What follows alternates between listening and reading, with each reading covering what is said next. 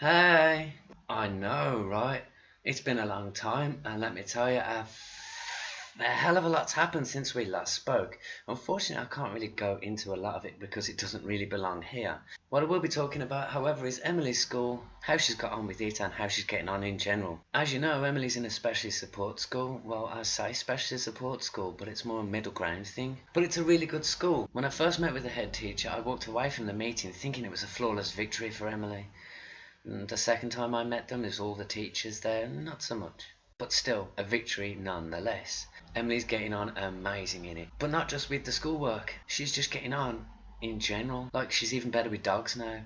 I don't know whether the school do anything to do with pets or anything like that, but she's getting on with dogs, which is really good because you know I love dogs. I used to have a dog. I called it Minton. It was a good dog, but it kept on eating shuttlecocks. Badminton. The school pretty much teaches everything that you would find in a normal school, and I like the way they go about it. I especially like the way they teach religious education. Now, what they do is purely textbook based academics, which is really the only pure way of teaching religious education. Getting them to do anything else is dancing on, if not crossing, that very fine and blurry line between education and impression. And, well, impressing religion is obviously bad, but definitely to a bunch of kids like Emily. Religion's too easy to get wrong anyway. Like that one time I phoned up my spiritual advisor in Tibet. After a little chat, he sent me a large goat with a long neck. Turns out I'd called Dalai Lama.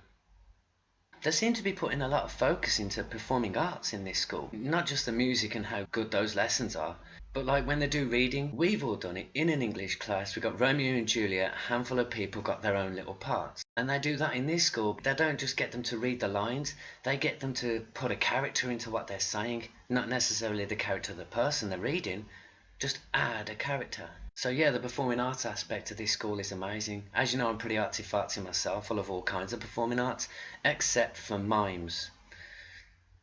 See, one time I was kidnapped by a group of mimes and they performed unspeakable acts on me. They don't do that much writing in this school, which is good because these kids don't like it and it's boring and some of them can't hold pens for long and things like that. They do a lot of practical stuff, which is really good. It makes it fun for the kids and they'll put the 100% effort into it. And it also makes it good for the teachers as well because, let's face it, English is pretty boring and it's a hard lesson to teach. I know. I used to teach English in Germany. The first day I taught them everything to do with I. The second day I taught them everything to do with B. D-Day was a bit tricky. I do have a boatload of things more to say, but I'm not gonna. I'm gonna leave that for the next one. Thanks for watching this. See you later, guys.